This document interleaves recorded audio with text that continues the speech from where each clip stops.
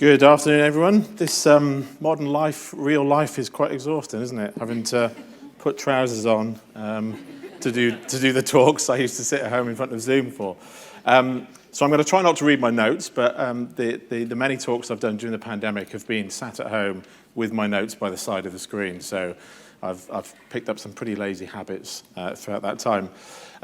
So today I'm going to be talking about the new reward director. So Benefex has got some new research out. It's available in front of you to read. You can also pick up copies at our stand today. And we're going to be talking about how the reward director role has changed during the pandemic. And I think it's been a pretty significant change. I think we started to see some evolution of that role pre-pandemic, but I think the reward director role has now become far more significant to the employee experience and far more significant to most successful organizations than perhaps we originally thought, and I think our research has certainly highlighted that. There's some stuff about me on screen which hopefully that tells you I know what I'm talking about, but you'll be the judge of that by the end of this session. If you want to download that research, you can go to the Benefex stand and scan the QR code, so there's not a copy available in front of you. You can also access my full slides and all of my notes, so all the things I forget to cover today, you'll be able to see in the notes that you can download from our website. And what I'm going to talk about today is not just informed by the research that we've done at Benefex, but also the hundreds of different conversations I've had with reward leaders all around the world over the last 2 years or so. Some questions I posed to my social media following and asked them about that changing role. So hopefully it's a pretty well-rounded and well-informed view of the reward director role. And one of the things we found with our research is that about 96% of reward directors told us that they felt that the employee experience was going to become much more critical to their role over the next 5 years. No surprise, I think, when we look at the pandemic and the impact that had on people, we started to see that actually reward and benefits became a focal point of the pandemic. So we started to see that the pay and rewards and benefits of healthcare workers and lorry drivers and key workers became headline news throughout the pandemic. So this public consciousness of how are we paying people and how are we looking after people and what is the deal somebody gets when they work for an organization became a really, really big feature of the pandemic. And I think that's changed the role of what it is to be a reward director and what it is for anyone who works in reward and benefits. And I think it's a pretty significant change. So I'm going to talk a little bit about the changes I think that we've seen to that role and the changes we'll continue to see. And then what I think you can do to grasp that role and become more vital and significant to your organization. So we've seen that you are becoming a social uniter. So we know that increased resilience is directly linked to the connections we have with people, the social capital that we develop in the workplace. So the more connection we have with other people is one of the single biggest things that will build resilience against things like stress and the pandemic. And so I think we started to see that reward teams are playing a part in unifying people and bringing them together. Clearly, that's only going to be enhanced with a hybrid workforce as you start to employ people perhaps working in different countries and different locations. And how does reward bring those people together? We're seeing as being quite a big feature of benefit schemes. So we've got customers who are coming to us and customers that are working with us and prospects, etc., who are asking us to get benefits available to them that can start to unite people. And how do I bring people together through the way that I reward them and the benefits that they offer? We're also seeing this incredible lean towards kind of what we call community wellbeing at Benefex. And so that's the idea that we are not just working together and helping each other in an organization, but we are looking at how we can support the wider community, so the communities that we live and work in. So we're starting to see things like sustainability creep in, and we're starting to see kind of social purpose. If I come and work with you, kind of does that deal mean I can do the things I want to do outside of work? Are you supporting the causes that I want you to be able to support? And community well-being, I think when you look at the impact of things like social capital, increased social capital in the workplace, that has pretty significant ramifications on organizational success. So we can start to see that actually the more cohesive people are, the more they work together, the more they trust each other, the higher their psychological safety. So all of a sudden, we have the ability to use reward and benefits to increase psychological safety and trust, which we know from Google's Aristotle project in 2011 is this most significant identifier of a successful team, is how much we work together and trust each other. And I think that opens up a really good opportunity for reward and benefit teams to start to consider that we are not just rewarding people. The deal is not you just come to us and we give you reward, we give you money, we give you benefits for the work you do. But we start to consider that reward and benefits can actually achieve organizational success. So all of a sudden, reward and benefit platforms can be drivers of productivity and innovation. And that cohesion, I think, is going to be a really big part of how we do that in the future. We're also seeing reward becoming the kind of primary listeners in the organization. So we know that employee voice is a very important part to employee well-being. So when we look back over all the data we have about what people want from work, what people value in the employee experience, quite heavily, one of the top 10 things we see all the time is, I have an opinion, you are asking me for that opinion, and you are listening to what I'm going to say. And so again, I think reward has this unique opportunity to play a part within that. You know, how are we actually recognizing people, for example? How are we giving people the opportunity to recognize each other within the workplace and show gratitude and appreciation to our colleagues for the work that we're doing? And I think that starts to play a piece in inclusion as well, because we are treating everyone equally. We are asking everyone for their views, regardless of what background they come from. And I think this also is going to significantly play a big part in the employee value proposition. So I think we are going back to these kind of the old definition of the EBP, where we're going to actually, if I come and work with you, what's the total deal? I'm not interested in just the money you're going to offer. I'm not interested in just the benefits you offer, but I want to know that you're taking care of me, that when my life gets tough and the shit hits the fan, you're going to be there for me and you're going to support me. But you're also giving me a voice and you're giving me an opportunity to contribute and you're listening to what I'm saying. And so these kind of wider HR and well-being remits, I think, are being pulled into reward. And there's plenty of providers out there at the conference today who are doing some of these things that will facilitate reward and benefits team to become those primary listeners within an organization. And you're obviously becoming health professionals. So I'm sure your role has heavily been saturated with well-being over the last 18 months to 2 years. Well-being as part of the reward function is a relatively controversial view that I have, that actually I think well-being should form part of reward. And very frequently, a question I get asked the most over the last 18 months has been, where does well-being sit? Who owns well-being? Who takes responsibility for well-being? And clearly, the whole organization does. We all have responsibility over well-being in all of our organizations. But if we think about what reward is there for and the policies that have historically been in place within reward, they've always been centered around well-being. And actually, the relationships you have with all the well-being providers that are here today, you arguably are in the best position to own well-being. And I think when you look at our research and we look at when we asked reward directors kind of what is holding you back, one of the top 2 things that is holding reward directors back, they told us, was budget. And lack of budget, and lack of being able to get the big budget and build the business case. And I think your golden ticket to cracking some of that is through well-being. I think the big challenge you all have over the next 2 years or so is that everyone in your business is going to want to own well-being, because well-being is going to be this thing that's going to get a lot of attention from the C-suite. CEOs are talking about it a lot, and lots of people want to get hold of that. And I think people are going to try and take it away from HR, and they're going to try and take it away from reward and benefits and silo that in another place. And I think that's a mistake. And so I think there's a huge opportunity for reward and benefit teams to put their arms around well-being. And I think by doing so, you will get more board attention, you'll be seen more strategic, and you'll get that all-important budget to be able to do the things that you do. And I guess it kind of makes sense, right? If you think about most benefit schemes for the 20 years I've been doing this job, 80% of them are well-being benefits anyway, and always have been. And so it makes sense that it should sit with reward. And I think that helps us to try and change this definition of what is reward. And as I mentioned, it's no longer this kind of compensation specialist who is benchmarking against, are we paying the market rate? Are we paying better than our competitors? We're starting to take this more kind of, I hate the word holistic, but for the sake of not being able to think of another word, this holistic view of reward, which is, I will come and work with you, and what's the deal I get? And so if I think about my time at Benefex, I probably could have got paid more working for any one of the competitors in this room that have offered me a job in the last 2 years. But I wouldn't get the freedom that I wanted. I wouldn't get the autonomy that I've wanted. I haven't had the duty of care that I've received from the company I work with now. And so I need to know that if I go through a divorce, if one of my parents dies, if I struggle with my mental health, my employer is going to be there for me. So I see that well-being as reward. That's part of the deal I get for coming to work with you. I think you'll also become much more technology leads. HR technology is going to be very critical to the employee experience, and in many organizations, it is already. And I think when we talk about reward and benefits tech, this is no longer about efficiency.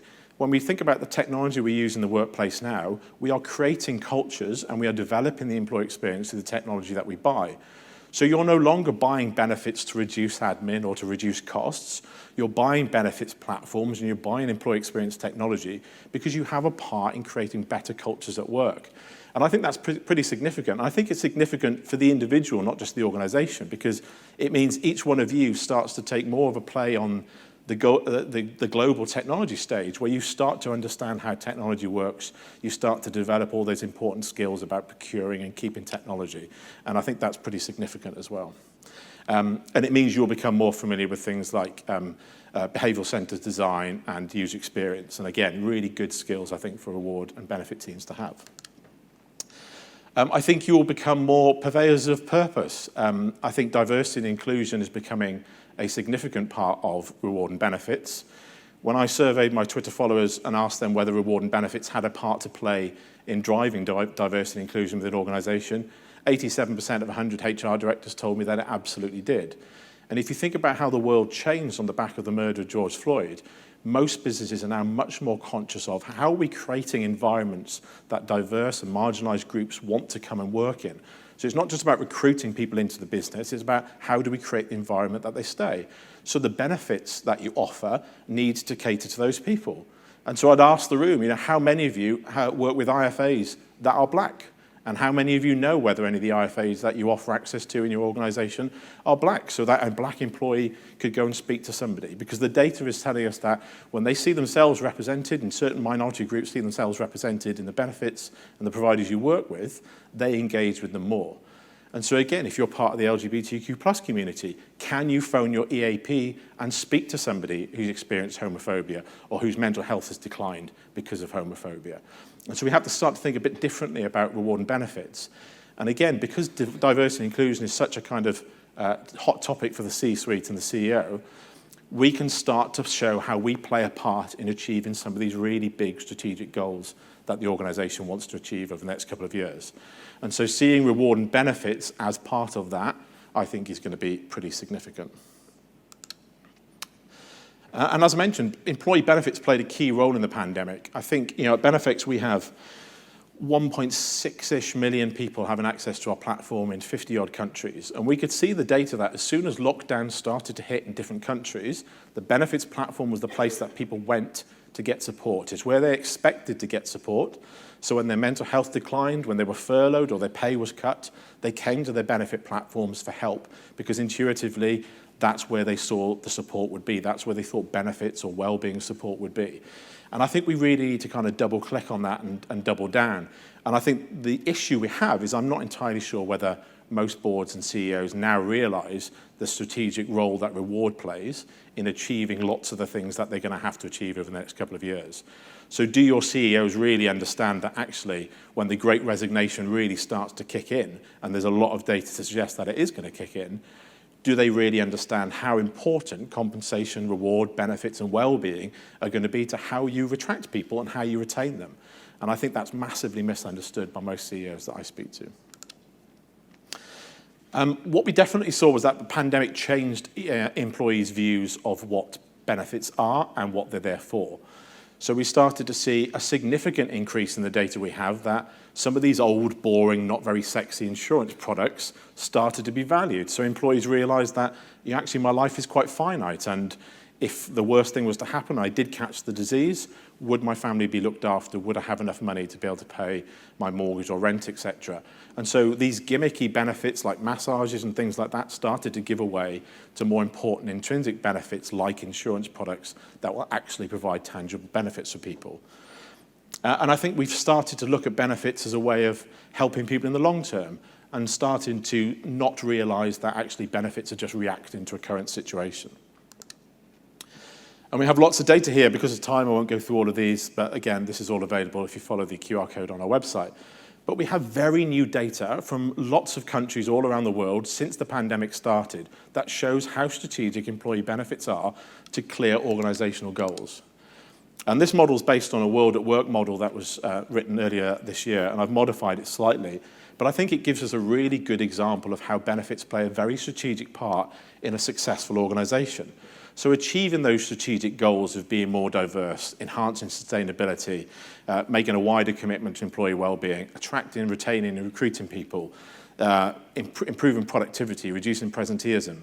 We are showing reward and benefits as giving way to these old metrics of absent rates and turnover rates, and actually starting to look more at this return on experience, which is what our research found most reward directors wanted to see, that actually the ROI has moved on and how our reward and benefits helping more strategic goals rather than just reducing costs and reducing admin. And so how to embrace this evolved role?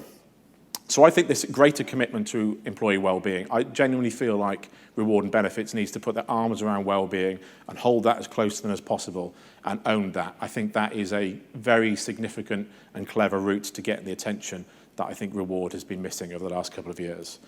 I think seeing well-being as total reward is going to be pretty significant to the future of the workforce.